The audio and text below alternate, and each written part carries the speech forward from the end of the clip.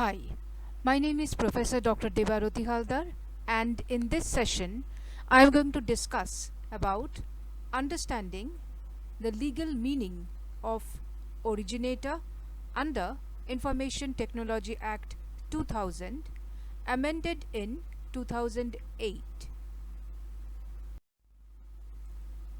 First of all, we have to understand the meaning of originator.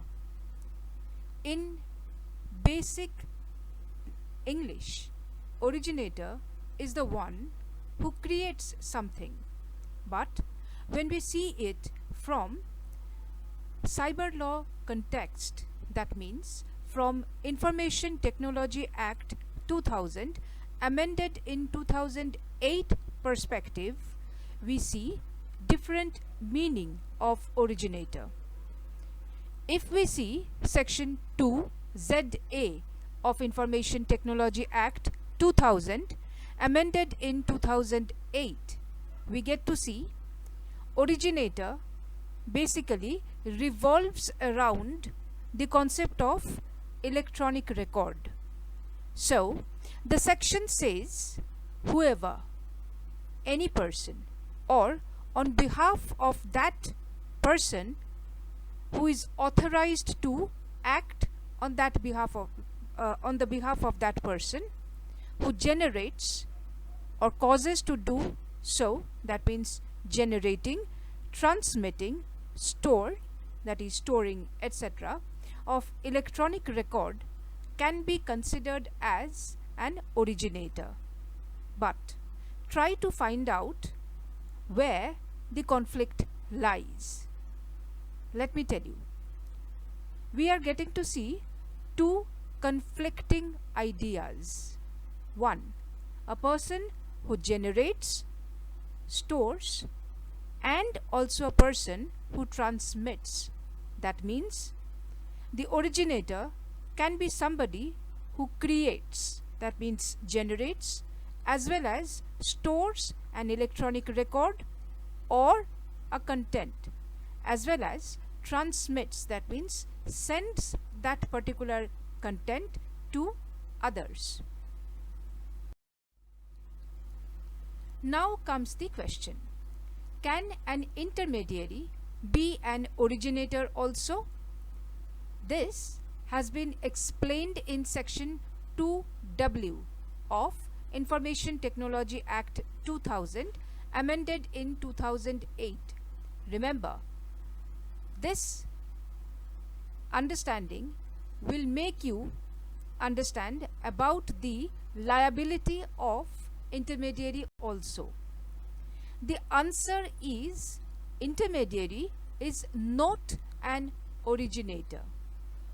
Intermediary again is any person or any other entity or human being who is authorized by that person to receive, store, transmit electronic record, who also provides services to that electronic record, and this concept includes telecom services, internet services providers, web hosting service providers, search engines, and online payment sites, online marketplaces, and cyber cafes.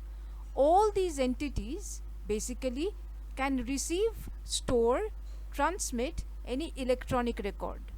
But the condition is that they must provide services to that electronic record, or telecom services, internet services, web hosting services. They can also be search engines. They can also be online payment sites, online marketplaces, cyber cafes. And they are not an originator. Now, as I mentioned in my previous slide, what conflict or what interesting issue you saw when I explained the term originator as under section 2ZA of the Information Technology Act. Remember, originator can also be a sender. Now here we have to see it from literal rule of interpretation perspective as well as from doctrine of harmonious construction. Let me tell you. An originator must be somebody who have created a content, who might have stored the content, and also who might have transmitted the content. But now consider, if a person has created a content, that means generated a content by some illegal way. What is that way? For example, he has recorded a child sexual abuse content. He has stored that content in his device for his own gratification, that is sexual gratification. He is committing an offense, but he is basically storing it in electronic devices, which means that device may always be open for unauthorized access, moderating of the content within that device. That means it can always be hacked, even if that originator is taking some precautions. If we talk about some other legal content, for example, the originator has created an agreement, a legal document, etc., but he has not sent it. He will still be an originator, but the sender can also be considered within the meaning of originator, because he is also storing, creating these contents. Therefore, the term originator may also be expanded to include the meaning or the term sender. This is very well explained through the concept of attribution for the originator. Here you can see merging of the concepts of originator and sender under section 11 of the Information Technology Act 2000, amended in 2008, which basically discusses about e-commerce and also about electronic record, how it can be attributed to the originator.